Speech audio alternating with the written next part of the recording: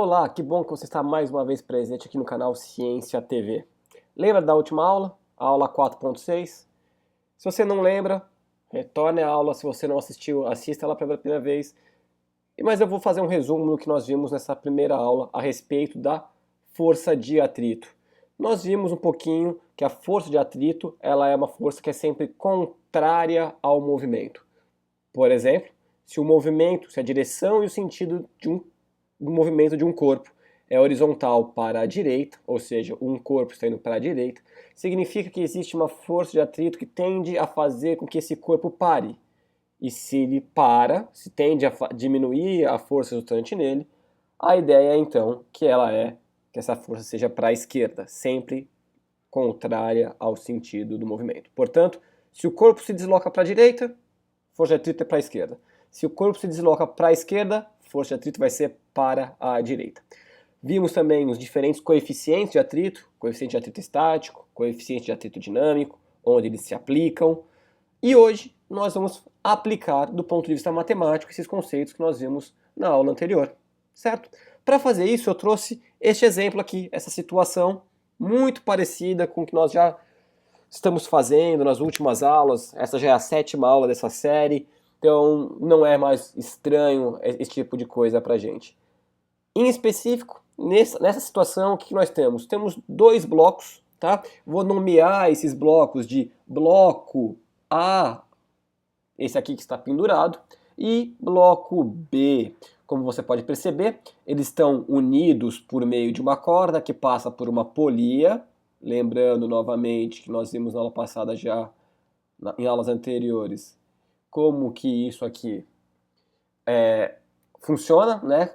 Questão da tração no cabo, certo? Então nós temos aqui uma polia, e eu vou imaginar que essa polia, essa roldana aqui, ela atua desprezando, a gente vai desprezar os atritos que existem nela, ok? O que nós vamos calcular aqui? Nós vamos calcular a força de atrito para cada um dos blocos, como proposto aqui na letra A, ok? Vamos também calcular a aceleração do sistema e depois, por final, a força de tração no bloco, correto? Antes de mais nada, vamos fazer o seguinte, vamos aplicar as forças que nós conhecemos e que atuam nesse sistema. Vamos imaginar que a massa do bloco A é muito maior, que vai fazer com que esse sistema, o bloco A desça, tá? Consequentemente, o bloco A descendo, a corda vai esticar e vai puxar o bloco B para a direita. Então, esse aqui é o sentido do movimento. O bloco A desce e acaba arrastando o bloco B para a direita, porque estão presos por uma corda. Correto? A pergunta é, quem é a força responsável por fazer o bloco A descer? É o próprio peso do bloco A, que eu vou identificar aqui como sendo peso de A, PA, correto? Além disso, o que acontece? Quando o bloco A desce, ele estica a corda e faz com que o bloco B venha para a direita. E a força responsável por fazer o bloco B ir para a direita é a força de tração do cabo. Que nós percebemos, nas últimas aulas, já fizemos alguns exercícios a respeito disso, que essa tração aqui, pela terceira lei de Newton, a lei da ação e da reação, ela age no bloco B e acaba reagindo aqui no bloco A. Olha que interessante. Na letra A, ele pede para a gente calcular a força de atrito para cada um dos blocos. Se nós pararmos para prestar um pouco de atenção, o bloco A não possui um atrito. Pelo menos não esse que nós estamos estudando, né? Ele possui sim um atrito, só que esse atrito que ele possui é com o ar, que não é o nosso caso. Nós estamos estudando atrito sobre superfície. Ou seja, não existe no bloco A, mas existe no bloco B. Portanto, se o movimento do bloco B é para a direita, nós já vimos na aula anterior que ele é sempre contrário ao movimento. Então eu vou chamar aqui, ó, força de atrito no bloquinho B. Eu vou botar esse B, essa indicação de B, só para a gente separar muito bem. Pode ser que mais para frente, algum exercício que nós estejamos resolvendo aqui mesmo, ou o que você vai fazer, tem atrito em 2 ou mais blocos, e aí é bom saber separar o atrito de cada um deles. Correto? Bom, vamos começar a resolver isso daqui. Antes disso, como de sempre, precisamos determinar as variáveis, as constantes, nesse caso, desse exemplo, certo? Então vamos calcular aqui, ó. Vamos deixar anotadinho aqui. Eu vou imaginar que a massa do bloco A são, vamos supor, deixa eu pensar aqui, 8 quilos. Vou imaginar também que a massa do bloco B é bem menor. Vou imaginar que ela seja de 2 quilos. Eu vou falar que a aceleração da gravidade no local, que é na Terra, são 10 metros por segundo ao quadrado. E que os coeficientes de atrito, que nós já estudamos na aula passada, correto? Eu vou chamar aqui de coeficiente de atrito estático, vai ser de 0,8 e o coeficiente de atrito dinâmico, vamos supor que seja 0,5, certo? Lembrando que o coeficiente de atrito estático ele é sempre maior do que o coeficiente de atrito dinâmico e que essa grandeza, coeficiente de atrito, ela é uma grandeza adimensional, ou seja, ela não possui unidade, ela é um número puro, portanto, vocês não estão vendo nenhuma unidade aqui. Certo? Dado esses valores, vamos calcular tudo aqui que ele está pedindo para a gente. Bem simples, bem tranquilo. Vamos lá. Vamos começar aqui assim. Resolução dos nossos exercícios.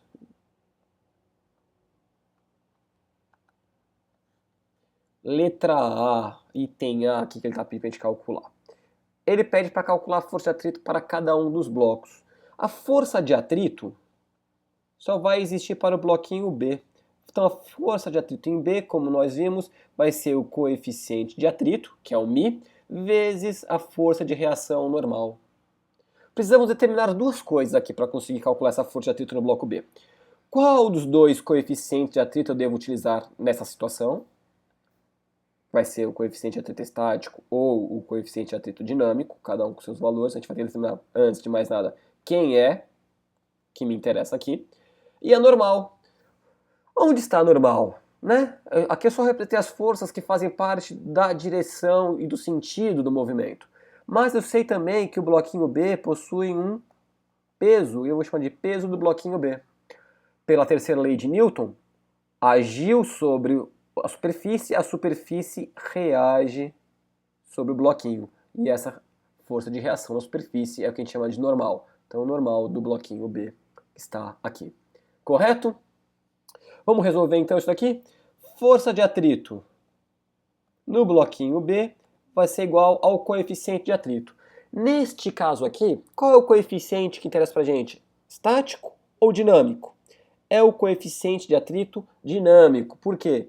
Porque ocorre deslizamento entre as superfícies. Cada ponto do bloquinho B toca um ponto toca todos os pontos da superfície, ou seja, ocorre deslizamento entre esses dois. O que é totalmente diferente se fosse uma rodinha, né? Cada ponto da roda toca apenas um único ponto da superfície conforme a roda vai girando. Se a roda travar e escorregar, aí sim interessaria pra gente o coeficiente de atrito dinâmico, né? Então, uma roda, o pneu de um carro, por exemplo, quando ele gira, o que está sendo considerado aí é o coeficiente de atrito estático.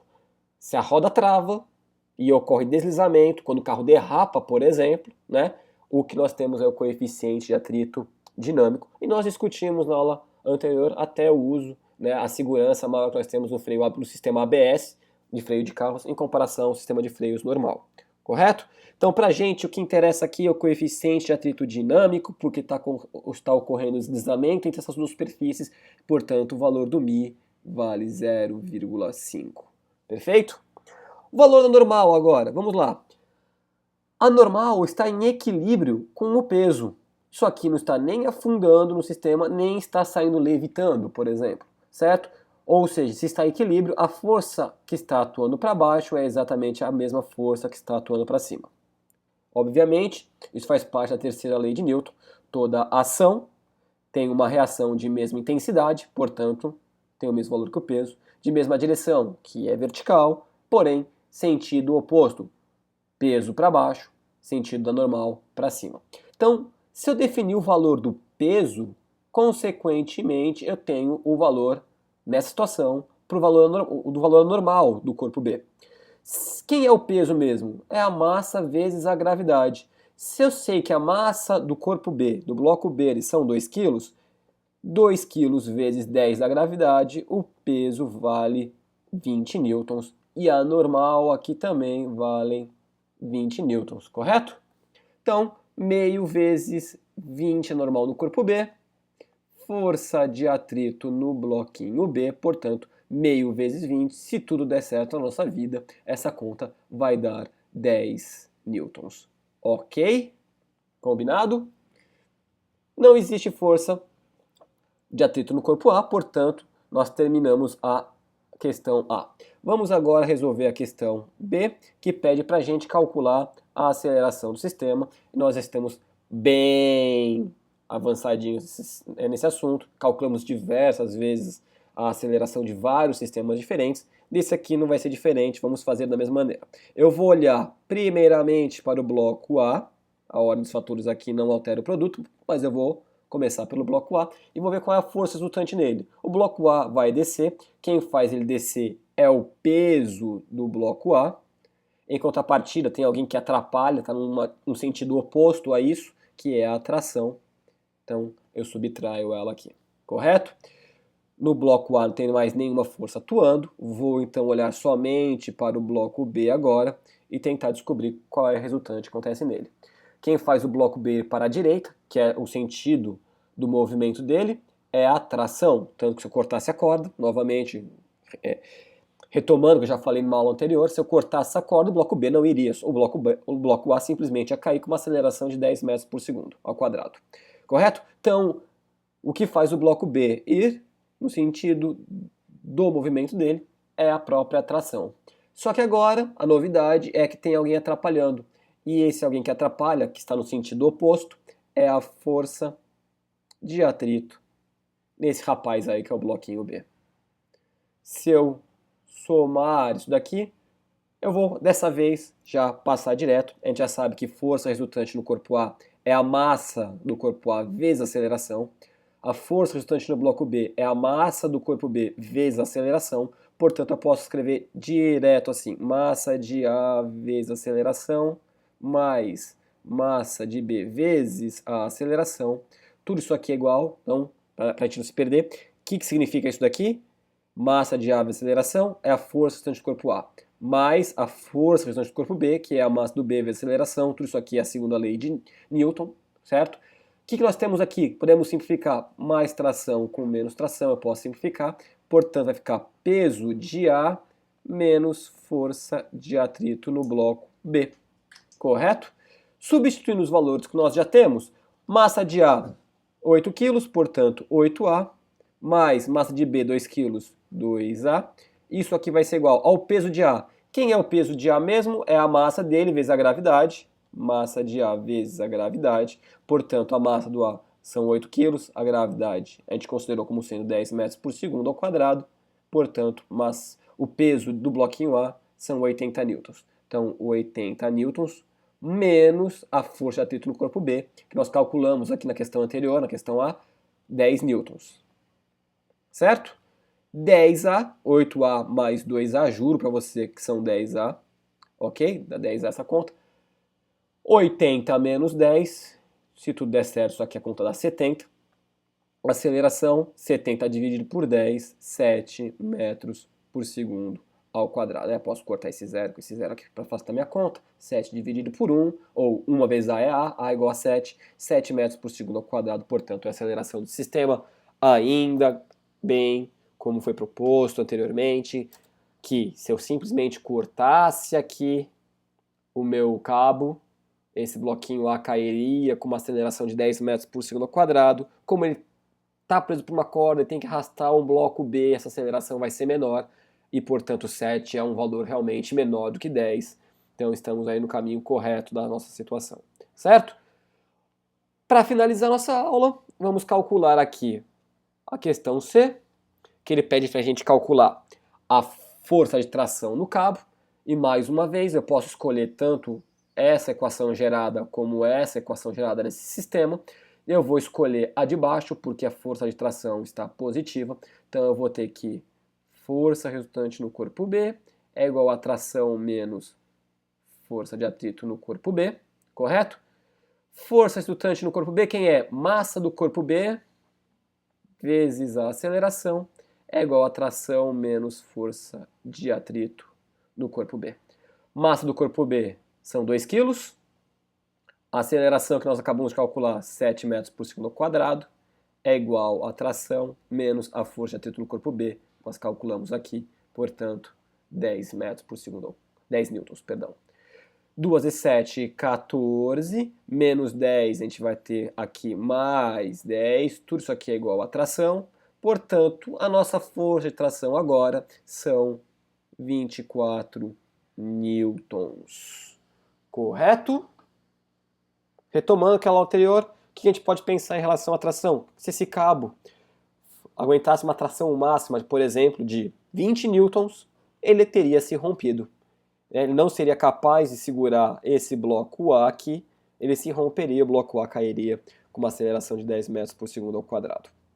Correto?